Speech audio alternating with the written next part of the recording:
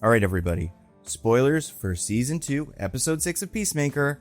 Well. Here we are. We knew we would be here eventually. Well, I guess not no, but we had a really good feeling, especially after the last couple of weeks. This would be the revelation that would change everything about Season 2 of Peacemaker. We finally got confirmation that the Spider-Man points at Spider-Man meme exists in the new DCU. And it raised way more questions than I expected. And besides that, we also learned that this Earth 2 that all the main characters are on now is actually something closer to Earth X, the Earth where the Nazis won.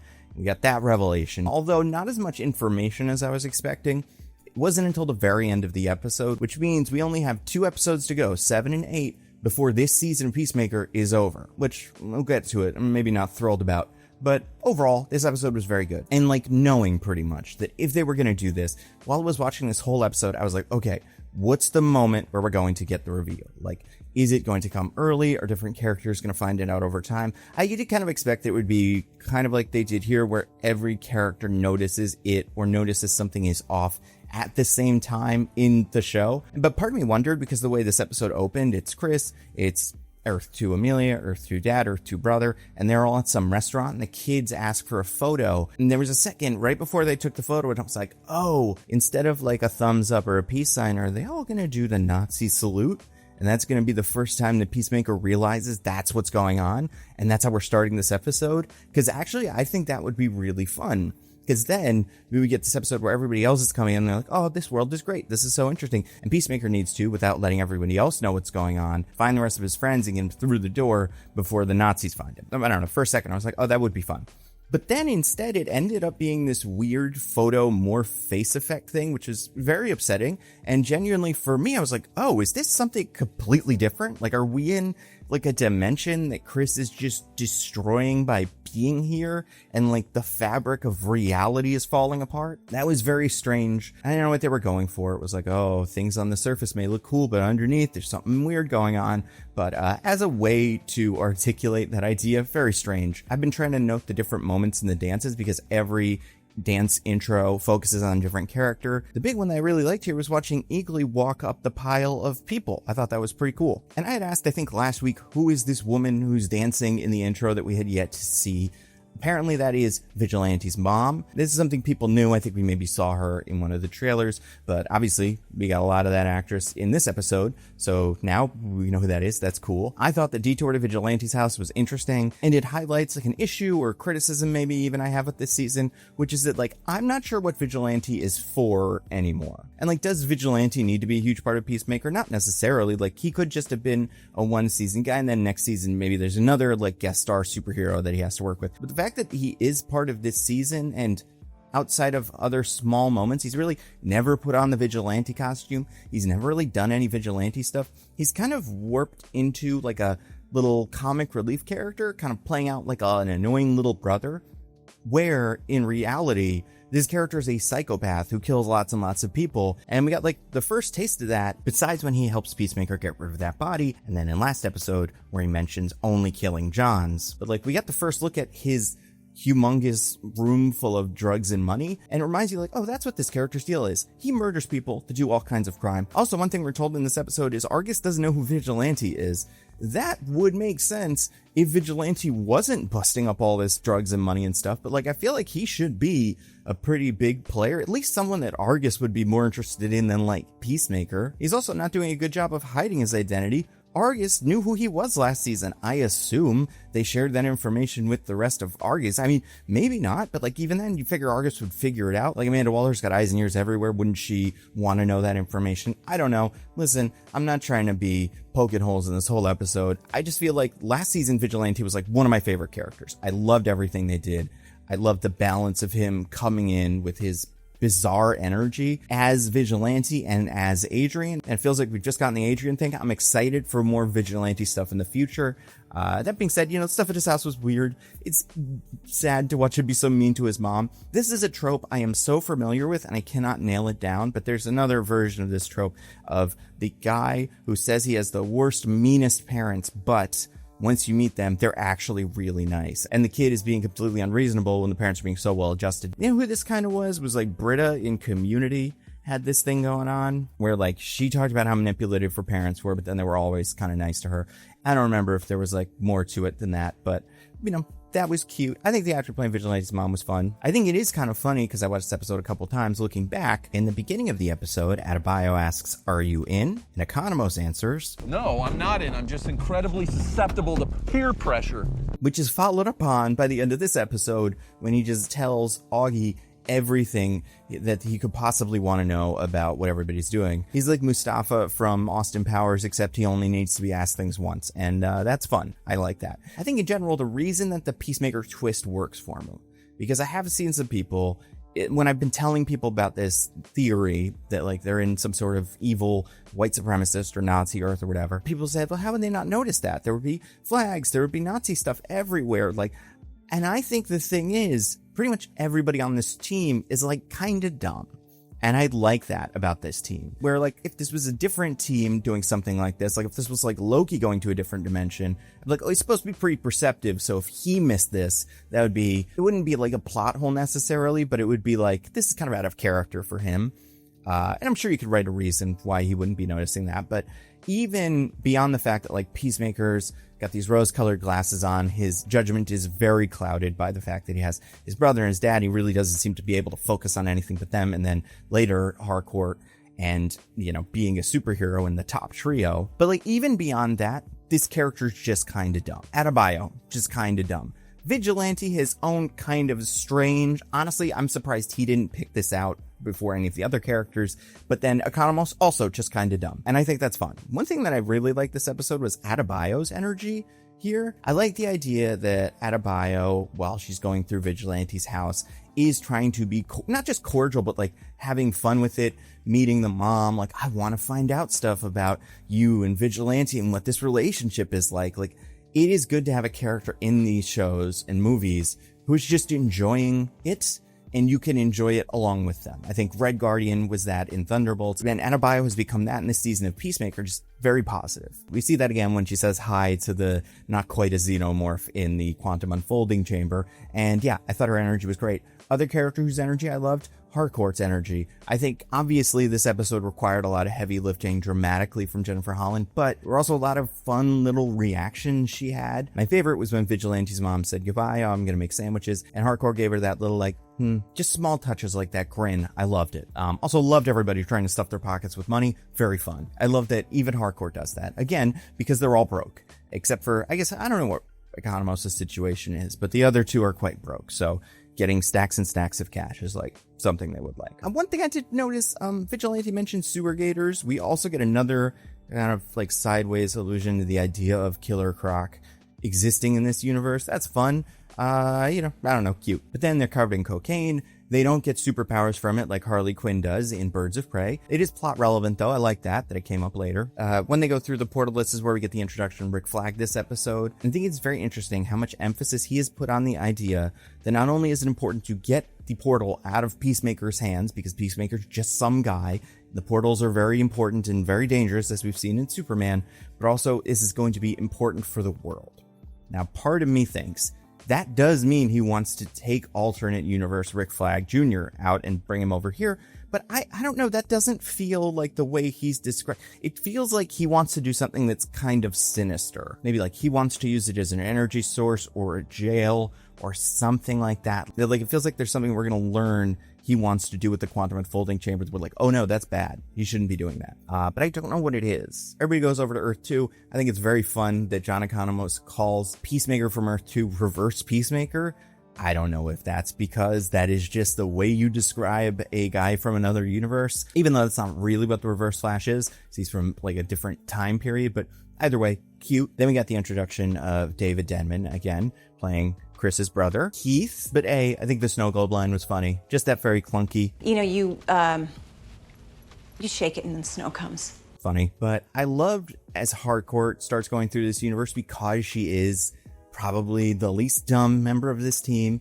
She starts figuring out the twist, that what's wrong with this universe. Very perceptive. She should make YouTube videos about this. She'd do quite well. Like, this has only happened to me once, and it didn't like make me think I was in a different universe. But I remember going to my first like big city outside of like the East Coast. It was like Pittsburgh, I think. And we're just driving around and we were like, everybody here is white. That's weird. It's a scary thought, because it's either what have we done or what does everybody know that we don't. Either way, not good for white people. Oh, I want to say, now that we've seen it a couple times, I prefer this version of the Peacemaker costume. Maybe it's just me liking whatever the new costume is, but I think the sleeves are cool. I like the red. I think it's a nice red, and just getting more of that in the costume I think is cool. I also like this version of the helmet more. I like his little jetpack. I like everything about Earth 2 Peacemaker's costume, except for that it was created by the Nazis. And now the characters start splitting up, and this is where for me I was like, okay, so this is what's happening. Like, this is how we're gonna do this. Everybody's gonna notice a different thing. Vigilante goes to his house. I loved him noticing the small differences between like the amount of cats in the little candle holder or whatever. Also very funny that apparently his dad's not gay in this universe. He loves women, and you can tell because he's quietly sitting on the couch next to one. But yeah, people have pointed out, A, he probably is still gay and just doesn't want to get in trouble because this is Nazi Earth. And B, I saw James Gunn saying this on the Peacemaker podcast. Originally, Vigilante was going to walk by the living room and see his mom making out on the couch with John Economos. And that was going to be the only time we saw Economos in Earth 2, and Vigilante would have been like, oh, my mom's hooking up with Economos. This is crazy. I think that maybe would have been funnier, but it also maybe would have been too much. And then we get the double Vigilantes. So a lot of people wondered, what are two Vigilantes together going to be? Is our Vigilante going to be the goofy Vigilante? Is their Vigilante going to be the serious Vigilante? Is their Vigilante going to be a bad guy? Is he going to be closer to how Vigilante usually works in the comics?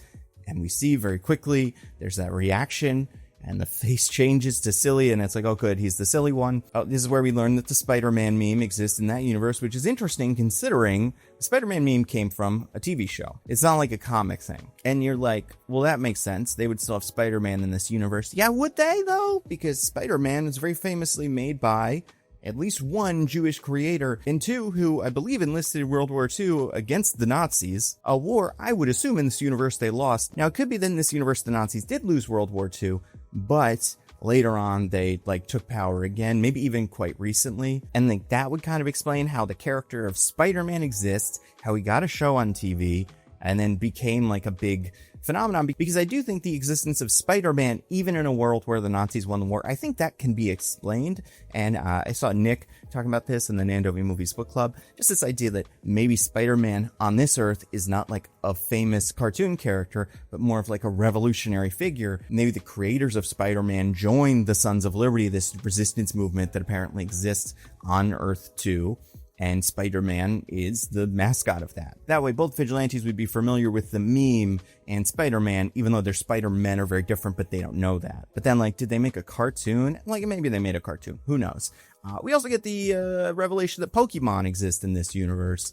And not just like the first under 50, like some of the later Pokemon. Infernape, I'm not super familiar with them. Doesn't seem like the one, like the thing that I feel like we learned this season about Vigilante is he's into like weird animals. And like I feel like Vigilante's favorite Pokemon would be one with like a really weird type situation. And one that like, if you read the lore, you're like, oh wow, that's like a monster. Or just one that is unpopular. He says his favorite color is teal and he loves platypuses and stuff. Infernape feels like the kind of pick that you would give if you're like, yeah, my favorite color is blue and I like dogs. Like, that's just like a really, I don't know, kind of basic answer. I'd expect something weirder for him, like Stunfisk or like Cubone, because like Cubones have bizarre backstories. And I have not been super caught up on Pokemon in a while, so I don't know which ones are like the really strange backstories, but like that seems like what he would like. And then we get the Lex cameo. So right here, Nicholas Hoult was not expecting this. I think I was expecting maybe Superman to show up more than I was expecting Lex, partially because in my head I'm like, is he gonna shave his head again? Like, just for a cameo in a TV show? What I learned from the podcast is they filmed this scene where Rick Flag Sr. meets with Lex Luthor at Belle Reef Prison, the same day where Lex Luthor tells Rick Flag and the other, I guess, diplomats or whatever about his plan to fight Superman in the Superman movie. So that's why they were able to get Nicholas Hoult very easily. I like the scene a lot. I think it's written really well, acted really well. I like that Lex goes through the whole rigmarole of like, I'm too smart, you'll never be able to negotiate with me. And then immediately Rick Flag Sr.'s like, I don't even know if you can help me. And Lex just completely turns like, oh, okay, what do you need? I like that Lex is very smart, has a big ego, but can be manipulated by the characters that would need to do that. Or maybe he's letting them think they're manipulating him because really he's manipulating him. I don't know. Lex mentions he is in a prison with metahumans and two characters that he is near. One appears to be Killer Croc. Makes sense. The other one he describes as a glowing twink with cartoon eyes. I have no idea who that's supposed to be. I've heard people say, oh, is that Dr. Phosphorus? A, Dr. Phosphorus is not in the same, like, part of the prison as Lex is in. B, Dr. Phosphorus doesn't really have cartoon eyes. I wouldn't say that describes him. And C, you can't have sex with Dr. Phosphorus. He's molten. Like, it wouldn't work. Even if you're Killer Croc. Like, none of the parts of the thing make sense.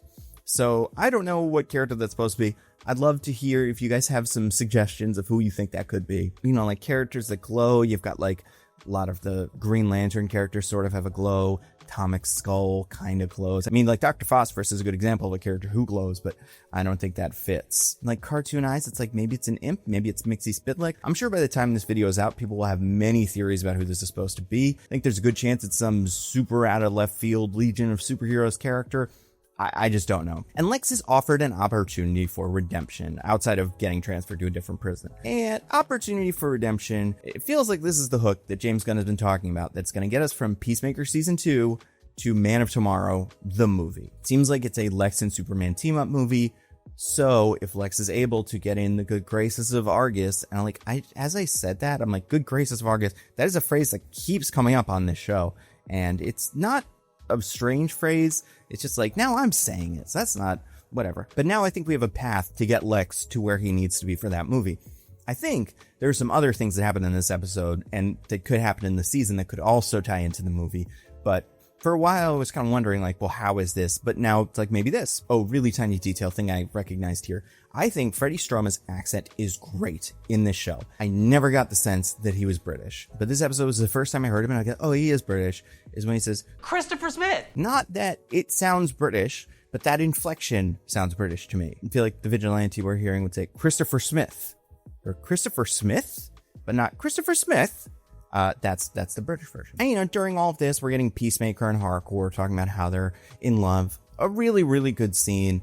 A scene that I think sums up how complicated these two characters are, how complicated this romance is. One of the ultimate, like, fumbles, I feel like. Peacemaker could go home. I understand why he doesn't want to leave this universe, but the idea that he's like, I love you, Hardcore. You're my favorite. I can't leave. I've got my dad. I've got my brother. There's the other Hardcore. She's kind of cool. Don't say that. Don't mention that at all. Just be like, dad and brother. Those are two reasons. And like keeping up appearances, I'll stick with it. But don't be like, she's not so bad. You know, decent second to Hardcore. You know, if the Hardcore you want is stuck in the other universe, that's what I'll do. So that just felt like, Chris, everything up until then, I thought you did really well. You handled well. I even think him handling the not wanting to leave thing, I think he handled pretty well. Because it's like, I do think it's not the worst reason to not leave, especially because before we knew it was the Nazi world, he was the one who had to take down the kaiju, which, and I said Superman took down the kaiju, he didn't. The Justice Gang took down the kaiju, but the Justice Gang didn't do it in this universe, so maybe they don't exist, and maybe if they don't exist, maybe Peacemaker family is the only superhero team in this universe, and like, they need him. Like, if you kill one of them, you do have to take their place. Speaking of lines that I think read a little weird, I like that Hardcore just flat out says, everybody here is white. I just don't feel like she would say there are no people of color here. Hardcore tells it like it is. I feel like she'd say like, there's no black people here. Or everybody's white, but person of color, I don't know. It just doesn't sound like her. And then we see Chris reveals the Nazi flag that we all kind of assumed is why all the flags were all rolled up and hidden. Don't know why they did that in the universe, because it's like, that's the flag. It seems like they're all on board, or at least some of them are on board. That's not how you usually present a flag. And there's also usually just flags all around. And again, I would have been fine with this revelation. Like, on one hand, I think it's fine the way they did it. Like, it worked. Part of me was kind of hoping we would get one of those kind of zoom outs. It reminds me of the end of Fast X, where you see all the scenes again, but like a different character who we didn't even know was there. You zoom out and you see them in all of the shots. You're like, oh, he's the secret bad guy. Like, a lot of things do this. Honestly, what I was kind of expecting with Peacemaker would go like, I never noticed. And we would see some of the scenes that Peacemaker was in earlier in like the other episodes where he's been on Earth too. And we just see him from a different perspective, and behind Peacemaker, there'd be like a car that drives by with a big American flag, Nazi flag, and he just doesn't notice it because he's just not looking in that direction, and it drives by and he's gone. I think that maybe would have been a little too cute, but in my head, that's kind of what I'm imagining happened, because it's like, in America, there's flags everywhere. So you kind of have to get really unlucky to not notice them. Even if he has tunnel vision, he's so in love and so happy that his brother's alive, I do think he'd notice swastikas. Adebayo goes for a walk in this other universe, which, Adebayo, don't do that. Even if it's not a racism universe, what if you get lost? Or it's something else that's weird about the universe? Like, don't take chances. I usually think, and a show like this, Economos is usually the character who's like, he's being a little too safe. But like in this, he's very reasonable. Like, we should hide in the other universe instead of just like in the kitchen. Also, you don't have to clean up after Eagly. The eagle destroyed the fridge, not you. If he comes home and the fridge is destroyed by the eagle, that's just what happened. If anything, if he comes home and it's clean, that may ring suspicious, depending on what Eagly's been doing up until today. So now we know this is Earth X. I haven't seen James Gunn officially call it Earth X. I don't think he does that at all in the podcast. I think he's still calling it Earth 2. And maybe that's because it's not the Earth X from the comics. But this is definitely like the Earth where the Nazis won, which is a trope that is very familiar to not only fans of fiction, but fans of comic book fiction and even comic book shows. Many of you may remember the crossover event for Supergirl and Flash and Arrow involved Earth X. Also, Agents of S.H.I.E.L.D. did a season where I think they were stuck in like a simulation, but the simulation was that they were on an Earth ruled by Hydra, and everybody was like cool with that until they got their memory back and stuff. So this has been done before. I like it here, and especially with Peacemaker. He's a character who from the beginning has been associated with like his Nazi father. I'm a little worried because this revelation comes at the end of episode 6. Now, we do not know. There's 2 more episodes. We don't know how long they are. They could be feature length. They won't be, but like they could be. And then it's like, okay, that's plenty of time. Assuming they're around the same length as the episodes we've already seen, which are about 30 to 40 minutes. That means that's all the time we're going to have to finish this up. And like, first, what we're going to have to do, they're going to have to rescue Adebayo. That can be something the Vigilantes do. We also haven't seen Judo Master. He is presumably somewhere in this universe. So maybe he'll rescue Economos. It doesn't matter exactly who does what, but I imagine the next episode is going to be our main characters escaping Earth 2. There will also probably be a lot of explanation about just like what Earth 2 is. Maybe like watching a video, a little Nazi schoolhouse rock or something. But like that feels like what that episode will be. Which makes me wonder, what will episode 8 be? And I'm not saying we need to have an explanation for all of this, but like I imagine, if I had to guess, episode 8 will be Earth 2 or Earth X or whatever. And like I feel like the Earth 2 characters will go, A, we want revenge for all the people they've killed, and B, like there's this whole universe that has just black people. They're just running around. We got to do something about it. So they'll go through the quantum unfolding chamber and go to war with like Peacemaker and our guys. I could see a world where that is what Man of Tomorrow is Earth X versus Lex and Superman. I actually think that would be a pretty clever way to do a Man of Tomorrow movie where, like, why would Lex and Superman team up? Why not Superman and Mr. Terrific? You know, Superman and any of the Green Lanterns that will exist by then. Superman and Batman, who we've seen very briefly in Creature Commandos. And my thought process there is, well, in Earth X, there's usually an evil Superman called Overman. And if the government needed a guy to kill the evil Superman, their best 2 people for doing that are the person that almost killed Superman in the Superman movie, Lex, and the person who killed the Superman clone that Lex made by throwing it into the black hole, Superman. So like those 2 characters would be uniquely qualified to beating up a Superman. My problem with that is that doesn't feel like that interesting of a move here. Like, we're not going to do evil Superman. Like, that is one of the tropes. Forget multiverse and stuff. What if evil Superman is maybe the most overplayed trope in comic book media? I think it can still be done very well. Obviously, like, Invincible's great. People love The Boys. Some of those characters are really fun. That's why the trope does so well. But every time there's one who's, like, not that interesting, it's like, oh, it's just Superman fighting another Superman. And listen, there was one of those in the Superman movie we just watched, but because Lex was also involved, we kind of let it slide. But if the next movie like this is them fighting Superman again, but this time a Nazi, I don't know. That's not good. You could have another character be in charge of that universe, like in the cartoon. Vandal Savage, I believe, was in charge of the Earth X, like Nazis or something. I can't remember how that worked in the cartoon. You can have Brainiac be in charge of it. That really wouldn't make any sense, but either way, like, if we had a couple more episodes, if we were only halfway through the season, I would say, oh, now everything's changed. Now it's going to be about escaping Earth X and then going back to Earth X and, like, overthrowing the Nazi government. Because, like, they can't just leave it like that. I mean, I guess maybe they could, because, like, they're just Peacemaker and hardcore, and, like, they're not really qualified to take down a full government. They could send Superman in to do it, but that feels like it would be kind of out of left field. Rick Flag could try to do something about it, but I don't even think Argus is ready for something like that. So it makes me wonder, are we just going to be escaping Earth X and then fighting against Argus in the end of the season? And then like the big stinger, like the teaser for the future, which in this case hopefully will be delivered on like at the end of season 1, where his dad is a ghost and we've never seen him since. But then is the revelation that maybe like the Earth 2 wouldn't have a Mr. Terrific. The Earth 2 Mr. Terrific from the Justice Society, the white one. Maybe he builds a doorway to the quantum unfolding chamber, and then like an evil Justice League is like, okay, let's go get him. I wouldn't be shocked if that's like a, post-credit scene. But part of me, just because it's like evil superheroes again, I don't know. That's not what I'm the most excited for to see in this universe. But like overall, as the episode that revealed this, I think this episode is very good. My big issue is that it feels like it came a little too late. Now, if the next 2 episodes are longer, that won't be as big of an issue. But I don't know. I don't get the sense that that's what it is. Next week, episode 7, entitled Like a Keith in the Night. I, like a lot of you, because they kept the episode 7 title secret, just assumed it was going to be, did not see that coming, because it's always puns. But it's this instead, and that is going to be a fun confrontation. Peacemaker versus brother. I can even see a world where like the dad is like, we gotta kill Peacemaker, he's bad. Where the brother's like, no, he's cool. Like, I could tell he's a good guy. He's a little confused. Sure, he's from another universe. Sure, he doesn't understand our ways. He like friends with black people and stuff. I'm sure we'll just hang out, explain to him why we're superior, and then he'll come over to our side. And like, I think it'd be interesting to watch him try to be the good cop in that scenario, because I think that makes it more interesting than just him going like, I'm a bad guy now. Also, I don't know what Hardcore is going to arrest the other Hardcore for. She points at her, arrest her. That's not me. That's not a crime.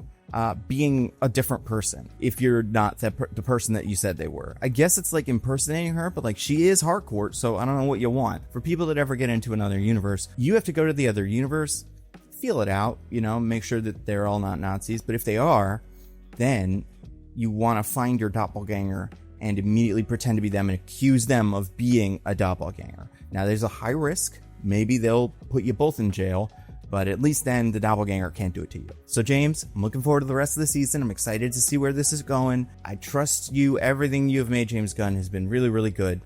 And you know what else is good?